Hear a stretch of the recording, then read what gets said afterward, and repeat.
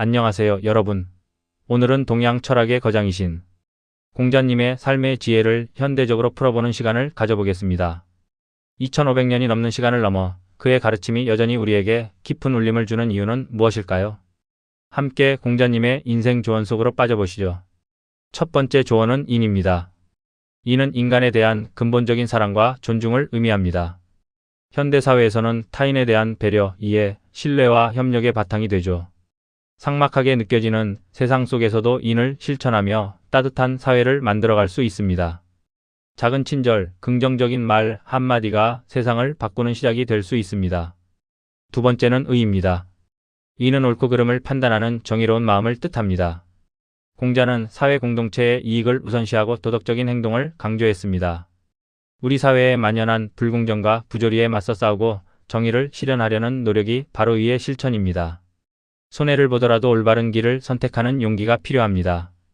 세 번째, 예는 사회 질서를 유지하고 인간관계를 원만하게 하는 규범입니다. 예는 단순히 딱딱한 형식이 아니라 상호 존중과 배려를 통해 긍정적인 관계를 형성하는 데 기여합니다. 나와 타인이 세상의 주인공이 되는 마음, 이것이 바로 예의 정신입니다. 상대방을 존중하고 배려하는 마음으로 대화를 나누고 행동한다면 더욱 건강한 관계를 맺을 수 있습니다. 네 번째, 지는 사물의 이치를 깨닫는 지혜를 의미합니다.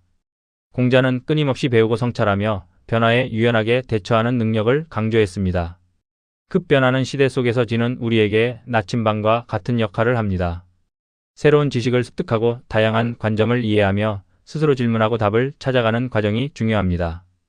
다섯 번째, 충가서는 각각 자신의 내면을 다하는 것과 타인의 마음을 헤아리는 것을 의미합니다.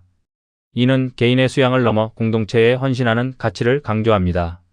충은 자기 자신에게 정직하고 성실하게 책임을 다하는 태도이며 서는 타인의 입장에서 생각하고 공감하는 마음입니다. 충과 서를 통해 개인과 공동체가 함께 성장할 수 있습니다. 공자님은 도덕적 가치 회복의 중요성을 강조하셨습니다. 물질 만능주의와 이기주의가 팽배한 현대사회에서 그의 가르침은 더욱 빛을 발합니다. 돈보다 가치, 성공보다 성장을 추구하며 도덕적인 삶을 살아가도록 이끌어줍니다. 잠시 멈춰서서 자신의 삶을 되돌아보고 어떤 가치를 추구하며 살아가야 할지 고민해보는 시간을 가져보세요. 공자님은 리더십에 대해서도 중요한 말씀을 남기셨습니다. 그의 리더십은 상호 존중, 배려, 정직을 바탕으로 조직 내 긍정적인 분위기를 조성하고 팀원들의 동기부여를 촉진합니다. 권위적인 리더십이 아닌 솔선수범하고 소통하는 리더십이 현대 사회에 더욱 필요합니다. 리더는 팀원들의 의견을 경청하고 함께 목표를 설정하며 성공을 함께 나누는 사람이어야 합니다. 인간관계 개선에 대한 조언도 빼놓을 수 없죠.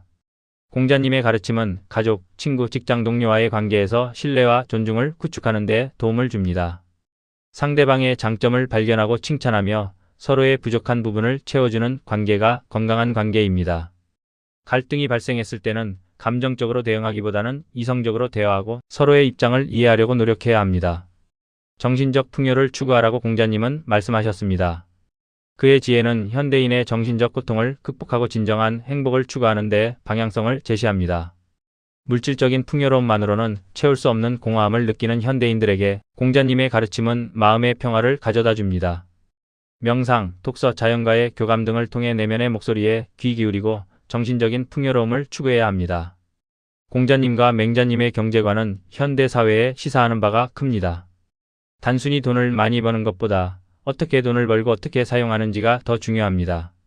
사회에 기여하고 어려운 사람들을 돕는데 돈을 사용하는 것이야말로 진정한 가치를 창출하는 것입니다.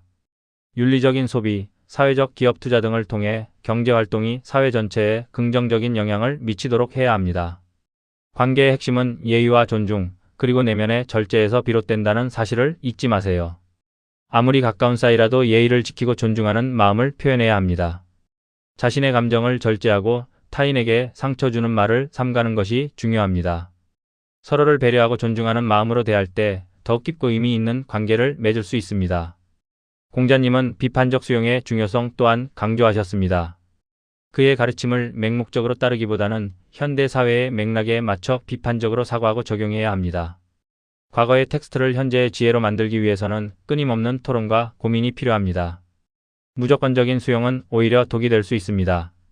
자신의 생각과 경험을 바탕으로 공자님의 가르침을 재해석하고 자신만의 삶의 지혜로 만들어 나가야 합니다. 과거의 방식에만 매달리지 않고 변화에 열린 마음을 갖는 것이 중요합니다. 공자님 시대와는 전혀 다른 세상에 살고 있는 우리는 새로운 기술, 새로운 문화, 새로운 가치관을 끊임없이 배우고 받아들여야 합니다. 변화를 두려워하지 않고 긍정적인 마음으로 수용하며 자신의 삶을 더욱 풍요롭게 만들어 나가야 합니다. 마음이 해이해질 땐 공자님의 말씀으로 질서를 잡고 불안이 밀려올 땐 장자님의 말씀으로 긴장을 해소하는 균형 잡힌 접근이 필요합니다. 한쪽으로 치우치지 않고 조화로운 삶을 살아가는 것이 중요합니다. 때로는 엄격하게 자신을 다스리고 때로는 자유롭게 자신을 풀어주면서 삶의 균형을 유지해야 합니다. 배움의 즐거움을 강조하신 공자님의 말씀을 기억하세요. 배우고 때때로 익히는 즐거움은 삶의 활력소가 됩니다. 늙어서도 배움을 멈추지 않는 자세가 중요합니다. 새로운 것을 배우고 자신의 지식을 나누는 것은 삶을 더 풍요롭게 만들어줍니다. 배움에는 나이가 없습니다. 언제든 새로운 것을 배우고 성장할 수 있다는 믿음을 가지세요. 미래에 대한 불안에 휩싸이기보다는 현재의 소소한 행복을 발견하고 감사하는 마음을 가지는 것이 중요합니다. 지금 이 순간 자신이 가진 것에 감사하고 작은 것에 만족할 줄 아는 사람이 행복한 사람입니다. 미래에 대한 걱정은 잠시 접어두고 현재를 즐기세요. 맛있는 음식을 먹고 아름다운 풍경을 감상하고 사랑하는 사람들과 함께 시간을 보내는 것이 바로 행복입니다. 원칙을 지키는 삶을 통해 사회의 안정과 질서에 기여해야 합니다. 원칙은 삶의 기준이 되어주고 흔들리지 않도록 잡아주는 역할을 합니다. 정직, 성실, 약속 준수 등 기본적인 원칙을 지키는 것이 중요합니다. 원칙을 지키는 삶은 자신을 더욱 강하게 만들고 타인에게 신뢰를 얻게 해줍니다. 과오를 두려워하지 마세요. 잘못을 인정하고 고치는 것이 중요하며 실수를 통해 배우고 성장해야 합니다. 완벽한 사람은 없습니다. 누구나 실수를 할 수 있습니다. 중요한 것은 실수를 통해 배우고 다시는 같은 실수를 반복하지 않도록 노력하는 것입니다. 실수를 두려워하지 않고 자신의 잘못을 인정하고 반성하는 사람이 더욱 성장할 수 있습니다. 말을 줄이고 신중하게 행동하세요. 타인의 말을 경청하는 것이 중요합니다. 함부로 말하고 행동하는 것은 후회를 남길 수 있습니다. 자신의 생각을 신중하게 표현하고 타인의 의견을 경청하는 것이 중요합니다. 경청은 상대방에 대한 존중의 표현이며 더 나은 의사소통을 가능하게 합니다. 삶의 무게를 분산하고 중용을 유지하며 변화를 통해 균형을 맞춰 나가세요. 삶은 끊임없는 도전과 변화의 연속입니다. 때로는 힘든 일도 겪게 되고 예상치 못한 어려움에 직면하기도 합니다. 하지만 삶의 무게에 짓눌리지 않고 유연하게 대처하며 균형을 유지하는 것이 중요합니다. 긍정적인 마음으로 변화를 받아들이고 자신만의 삶의 균형을 찾아 나가세요. 공자님의 인생 조언은 시대를 초월하여 우리에게 깊은 울림을 줍니다. 그의 가르침을 통해 우리는 더욱 행복하고 의미 있는 삶을 살아갈 수 있습니다. 오늘부터 공자님의 가르침을 실천하며 긍정적인 변화를 만들어 보는 것은 어떨까요? 감사합니다.